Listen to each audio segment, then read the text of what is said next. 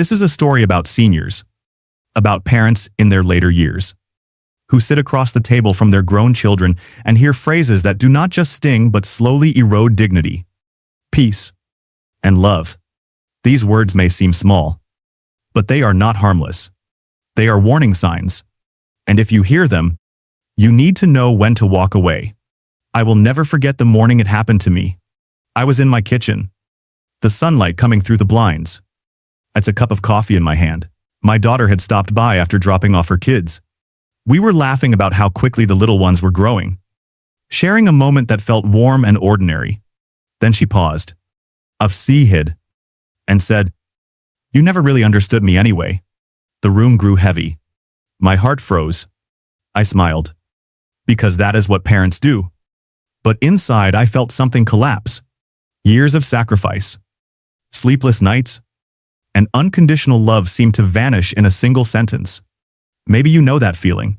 Maybe you have sat at your dining table or answered the phone late at night, only to hear your son or daughter say something that felt less like a conversation and more like a wound. And because you are their parent, you stayed quiet. You let silence cover the pain. But here is the truth I finally learned. Silence is not love. Silence is surrender. For too long I believed that being a good parent meant enduring everything. I thought it was my duty to absorb the hurt, to carry the weight. Because yes, we made mistakes too. Maybe, I told myself, I deserve some of this. But that was a lie. Your age does not make you irrelevant. Your sacrifices do not disappear with time. Your heart does not deserve to be broken again and again by the very people you raised. Think about it. You are at Thanksgiving dinner. The table is full. Laughter fills the air. And then your son looks at you and says with a half smile, "Well, you would not understand. You are too old for this world now." People laugh. The moment is brushed off like a joke. But you know it was not a joke. It was a dismissal. A reminder that in their eyes your years of living mean nothing. How many times have you swallowed your pride in moments like that? How many times have you walked away from the table with tears in your eyes, whispering to yourself, "It is just how they are"? I did the same. For years, I told myself it was better to keep the peace than to risk the storm. Until one day I realized that every time I stayed silent, I was teaching them that disrespect was acceptable. I was giving away pieces of my dignity to buy temporary calm. But peace built on disrespect is not peace at all. It is a prison. That is why I am telling you this now. When your children use certain phrases, you must see them for what they are. Not slips of the tongue, not passing frustration, but red flags, bright and undeniable. And you have the right, the responsibility to yourself, to respond, not by yelling, not by fighting, but by protecting your heart. Sometimes that means saying no more. Sometimes it means standing up and leaving the room. Sometimes it means drawing a line that will not be crossed again. This is not about abandoning your family. It is not about cutting ties forever. It is about respect. It is about reclaiming the dignity that age should magnify, not erase. Because here is the painful truth. Love without respect will suffocate you. And respect that disappears with age was never respect at all. If you have ever heard words that shattered you, if you have sat alone, replaying conversations that left you broken, then this story is for you. I have been there. I have sat in my living room staring at photographs, wondering how something once so full of love could turn so bitter. And I learned that the answer is not to bend further, not to give more, not to erase yourself in order to keep the family intact. The answer is boundaries. The answer is choosing your peace over their cruelty. In the next part, I will walk with you through the very phrases you must never ignore. I will show you why they hurt so deeply, what they reveal, and how to respond with quiet strength. Stay with me, because you need to hear this. Because your golden years deserve better than silent pain. When I first began to notice these patterns in the way my children spoke to me, I told myself it was just stress. Life is hard. Bills pile up. Jobs demand more than ever. Maybe they were only taking out their frustrations on me. But over time I realized that these were not random words. They were habits. They were signals. And I want to share some of them with you so that you can recognize the danger before it destroys your peace. The first phrase that nearly broke me came on a rainy afternoon. My son had called needing help with his credit card debt. I wanted to listen. I wanted to support him. But in the middle of the conversation, he said, "You owe me." Those 3 words hit like a stone.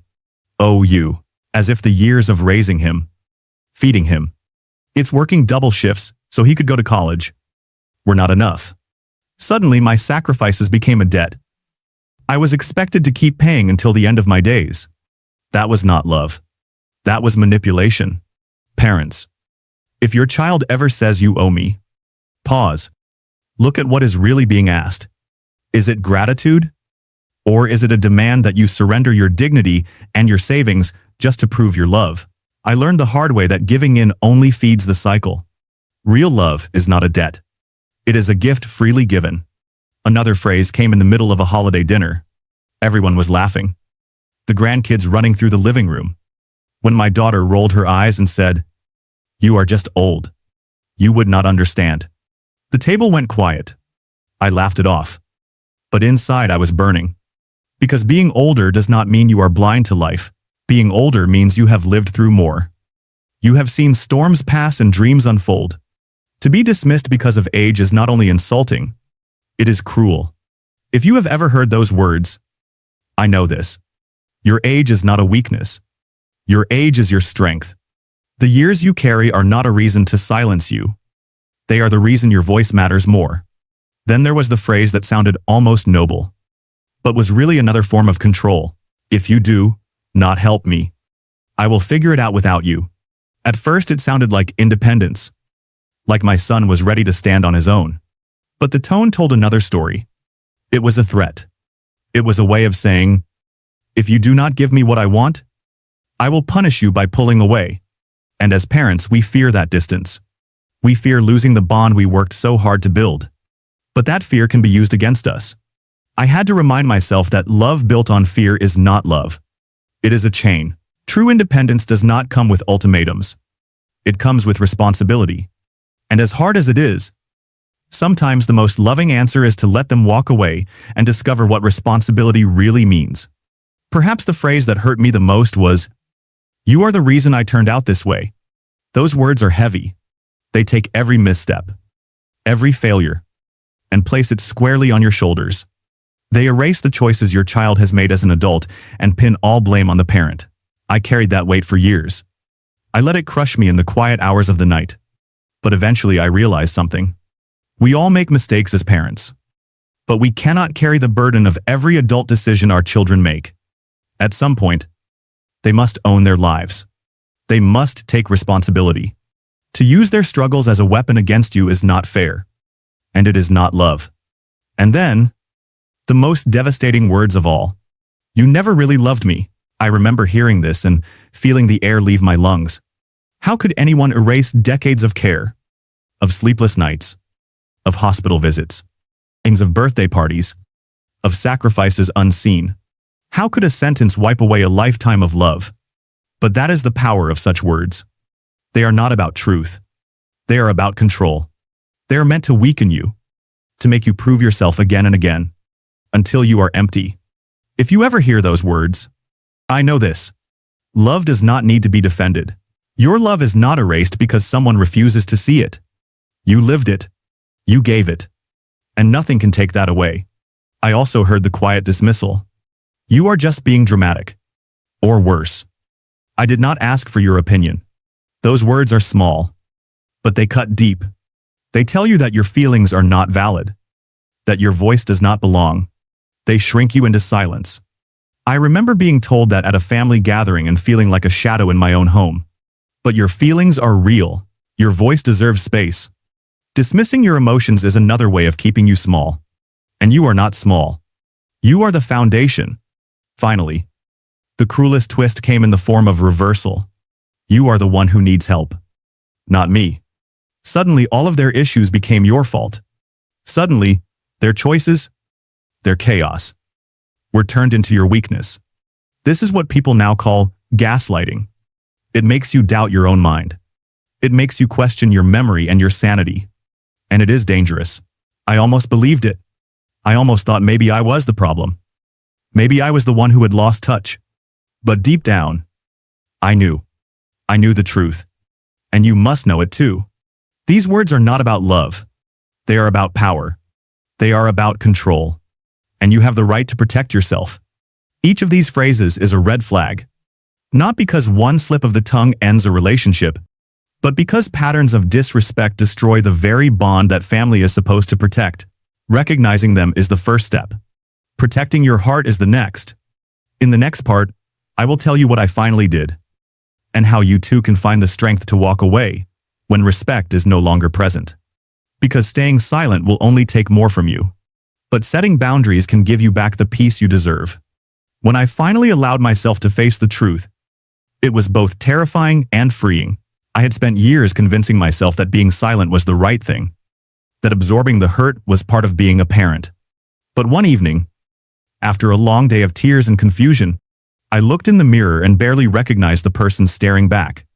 I saw exhaustion in my eyes. I saw the weight of words that had been carried far too long. And in that moment, I realized something simple but powerful. Love is not measured by how much pain you can endure. Love is measured by the peace it brings. So I began to make a choice that changed my life. The next time one of my children used words that tore at my dignity, I did not argue.